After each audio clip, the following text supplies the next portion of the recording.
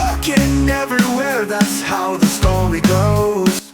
Long ago in the kingdom of Nishadha, King Nalin's fate was sealed with a single cursed roll of the dice. His kingdom crumbled, his people vanished, and the dead rose from their graves, hungry for blood. Shadows slithered across the land, whispering of an ancient evil that refused to die. Now, Nishadha is a haunted wasteland, a place where the living barely survive and the dead never rest. In the heart of this nightmare, Queen Daya fights to save the man she loves from the curse that destroyed everything. Every step she takes is stalked by the moaning dead, their hollow eyes fixed on her soul. At the center of it all lurks Kali, the spirit of decay who started this dark game, a game with only one rule: roll the dice or be devoured. Nalin and Daya must face Kali one last time. Every move, every throw could be their last. Will love conquer the darkness, or will the kingdom drown in a tide of rotting flesh? Get ready for the last game, a zombie horror where ancient curses meet the undead, and every decision could end in terror. Step inside if you dare. It's always a thrill, come and let your courage show. Fight or flight, we'll unite as the horror unfolds in the zombie story zone. Long ago in the prosperous kingdom of Nishadha, King Nalin ruled with a just hand and a brave heart. His people adored him, his armies feared nothing, and the palace shone like a beacon of hope in a troubled world. At his side stood Queen Daya, wise, courageous, and fiercely loyal. Together, they were the heart and soul of the kingdom. But even the mightiest kingdoms can fall. One fateful night, a mysterious figure arrived at the gates. Dressed in tattered robes, his eyes glowed with a sickly light. He claimed to be Pushkar, Nalin's estranged brother, returned from exile to challenge him in a game of dice. Nalin, always one to welcome family, accepted without question, unaware that Pushkar was but a vessel for a far greater evil: Kali, the ancient spirit of decay and darkness. Under the watchful moon, the dice rattled like bones on the polished stone floor. With each roll, Nalin's fortune dwindled. First his gold, then his lands, then his very kingdom, all vanished in a haze of despair. Pushkar's eyes gleamed with every loss, a cruel smile playing on his lips. But the curse didn't end with the game. As the final die tumbled, a foul wind swept through Nishadha. Shadows slithered along the walls, whispering Kali's name. A plague rose from the ground itself. First a fever, then a hunger that couldn't be sated. The dead began to stir, clawing free from their graves with broken nails and hollow eyes. Nalin watched in horror as friends and family turned into rotting monsters, their voices twisted into low, inhuman growls. Chaos erupted in the streets. People ran, screaming, as their loved ones lunged at them with gnashing teeth. Haunted by his failure and the blood on his hands, Nalin turned to Daya. "I have doomed us all," he whispered, his voice trembling. "My pride has destroyed everything." But Daya, her eyes fierce and unwavering, gripped his hand. "No," she said, "we still have each other.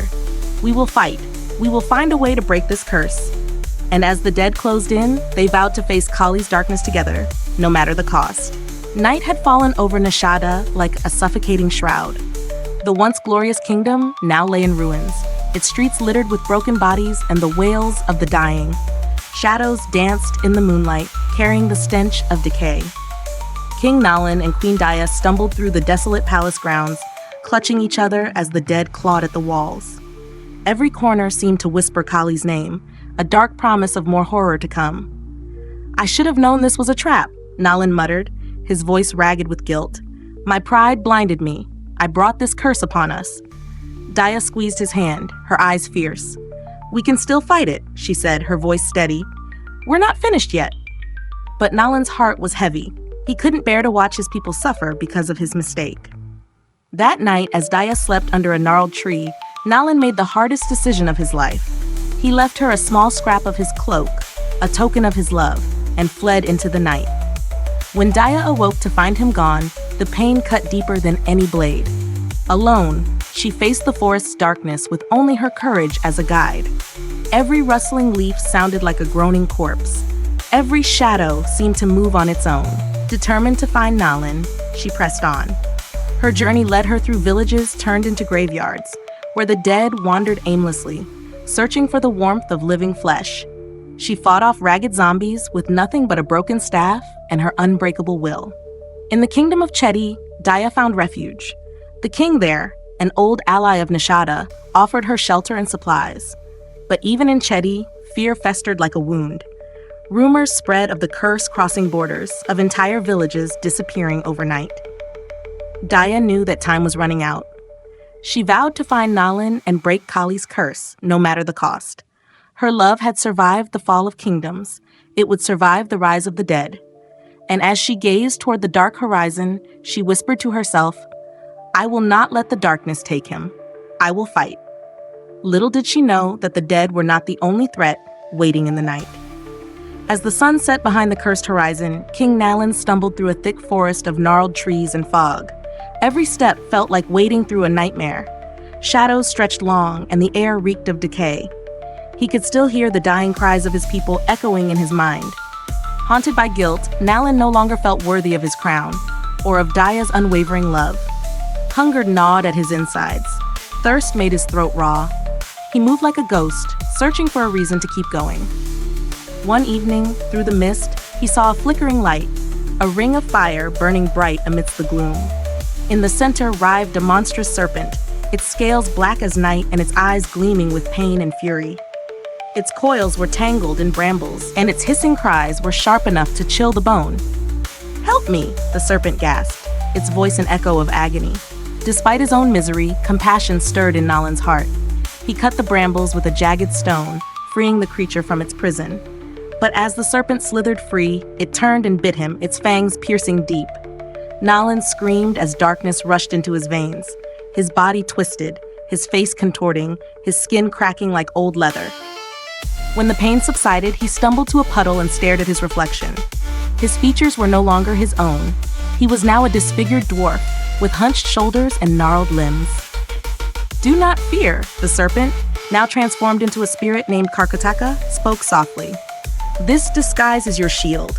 With it, you will hide from Kali's gaze. Seek refuge in Ayodhya, where King Rituparna rules.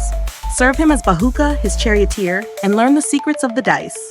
Nalin, now Bahuka, bowed his head, feeling the weight of his curse and his mission. He knew that to defeat Kali, he needed strength, knowledge, and time. In the days that followed, Bahuka made his way to Ayodhya.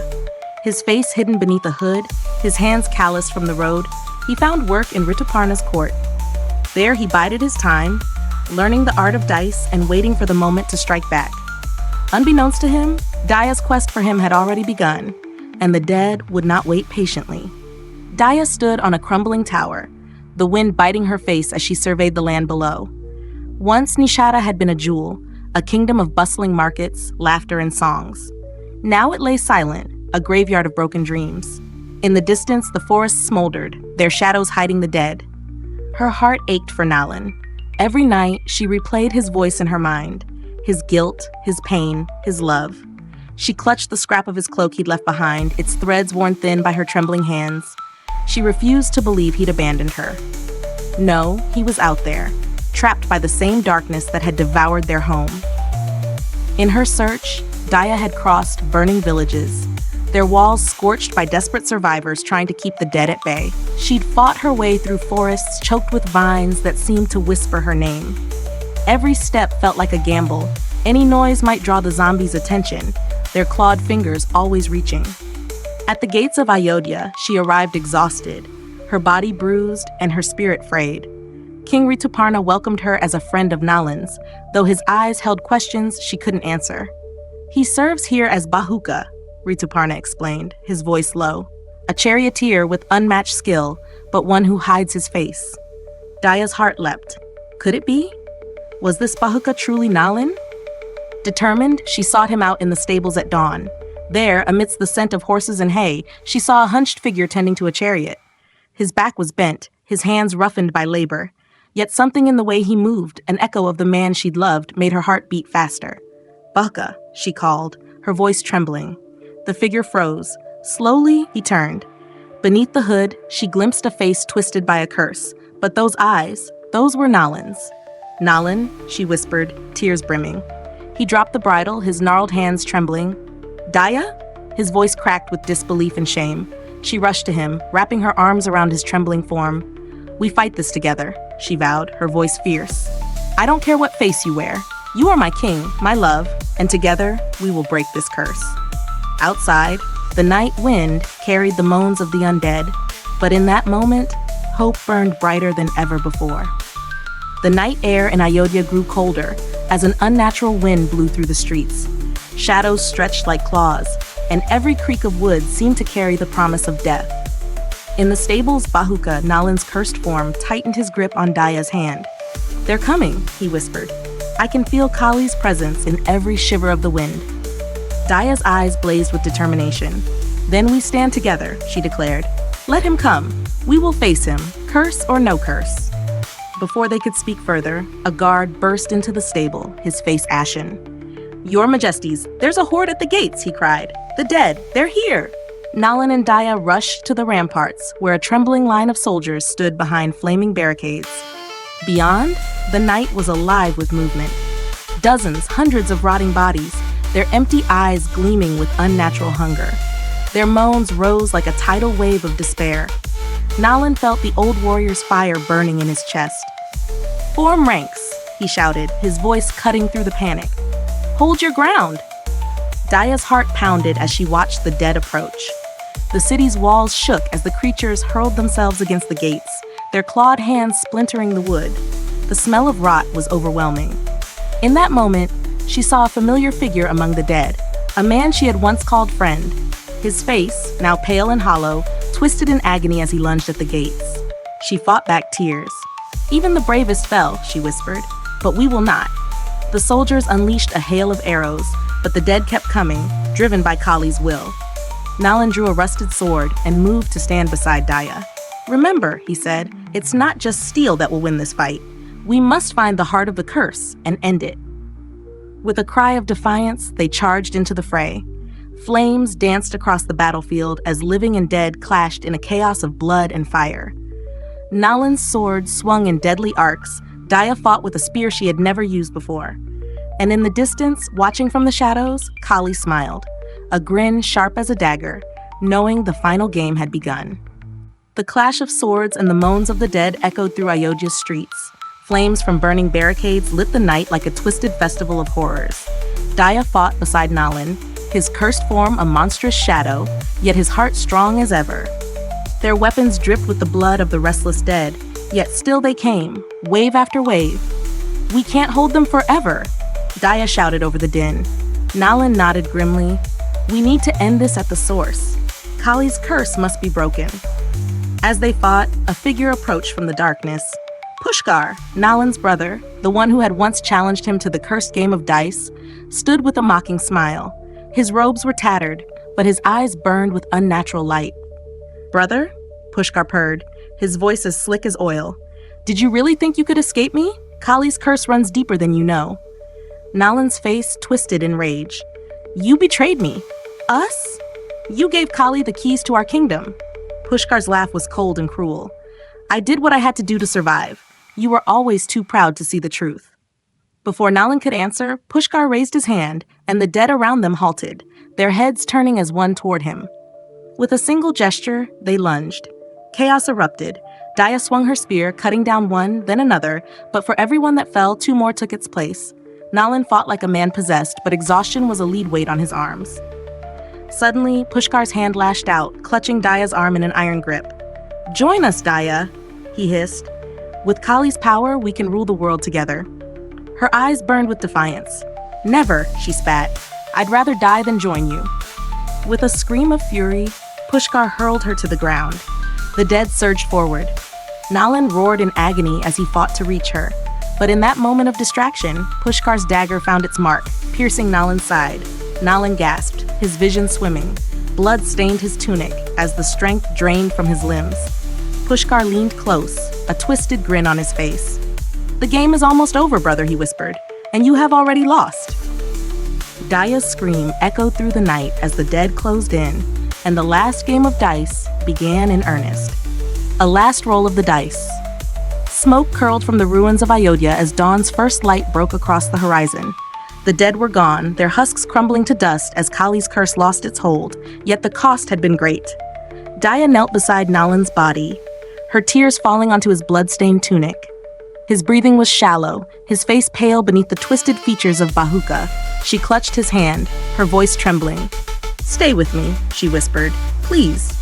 Nalin's eyes fluttered open, their depths clouded with pain, but also with love. "I'm sorry," he gasped. "I should never have gambled with our lives." Daya shook her head fiercely. "You fought for us. You faced the darkness, and you won." A flicker of hope crossed his face. But before he could answer, a cold wind blew through the ruins. Shadows coiled around them, whispering Kali's name. Suddenly, the cursed dice rolled across the ground, clattering like bones. Nalin's eyes widened in horror. "No, he's not gone," he choked. "He's waiting for the final game." Daya grasped the dice, her hands trembling. "Then let's finish it," she said. With a trembling hand, she cast the dice. They spun wildly, glowing with unnatural light, and then burst apart in a blinding flash. When the light faded, Nalin's twisted form was gone. In its place stood the man she remembered, whole, strong, and free of the curse. But on the wind, a voice whispered, "The game is never truly over." The game of fate and darkness may be over, but the shadows never sleep. As Daya and Nalin's love conquers the curse, if only for a fleeting moment, a cold wind still whispers in the ruins. The dice that once sealed Nishadha's doom lie shattered, but their power is never truly gone. Somewhere in the darkness, Kali's laughter lingers, promising the dead will rise again. What if the next throw of the dice awakens a new horror? What if the dead refuse to rest? Could betrayal strike from within the last safe haven? In the world of zombies, even the strongest love can't silence the hunger of the grave. Daya and Nalin may have won this round, but fate always has one more move to play. What would you do if the game rolled on? Would you stand by your loved ones or let fear tear you apart? Could you trust anyone, or even yourself, when the dead are at the gates? The Zombie Story Zone dares you to find out. Subscribe now for more blood-chilling stories, survival tips, and the kind of twists that will haunt your dreams. Hit that notification bell, because in the world of the undead, missing an update could be deadly. The dice are rolling, survivors. Are you ready to play?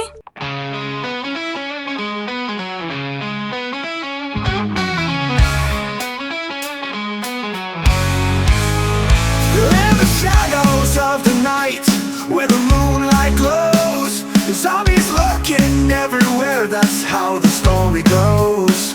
Grab your gear, hold on tight.